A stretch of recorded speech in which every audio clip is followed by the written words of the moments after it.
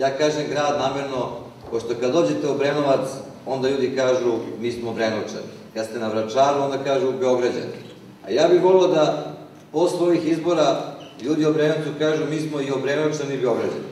Da malo se oseti taj duh Beograda više u Obrenovcu, da se duh Beograda oseti više po opštinama koje nisu centralne gradske i to je posao nas koji sedimo u gradskoj skupštini i koji ćemo sutra sedeti. Moram da budem pažljiv prema tome, bit će gradski odbornik treba da glasa za mene. Znači, moram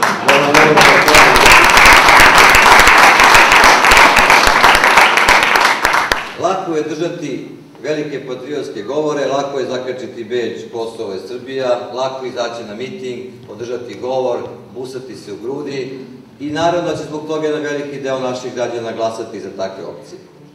I meni je mnogo žao, ali najiskrenije, što ovo nisu samo gradski i opštinski izbori, pa da se izmerimo svi mi koji radimo na gradu Beogradu i Obrenovcu šta smo to uradili u prethodne 4 godine. Ja sam siguran da bi u toj varijanti imali 2/3 glasova u opštini Obrenovac. Jer je Obrenovac imao najboljeg predsednika opštine od svih beogradskih opština i zato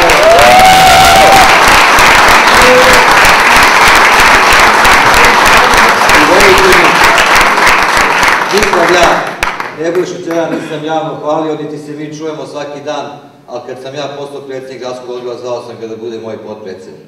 I uvek ću se boriti da ljudi kao on vode ovu državu u bilo kojoj firmi, na bilo kojoj funkciji, jer on ima rezultate. I tako ću sutra, kad ja budem bio gradonačelnik Beograda, ja da gledam na Beograd.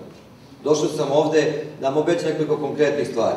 Mi smo seli pre 6 meseci, rekli smo, ima jedan most u Obrenovcu već 15. godina, ima jedan mali problem, ne koristi se, jer ne može do njega da se dođe.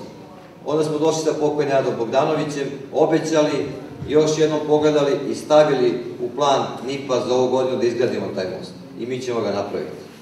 Došao sam ovde, vidim nema obdaništa, ali opština sada kupuje plac u narednih 10 dana, do kraja ove godine ćemo raditi projekte, dobiti dozvole i sledeće godine će ovo selo imati obdanište za svoju djecu.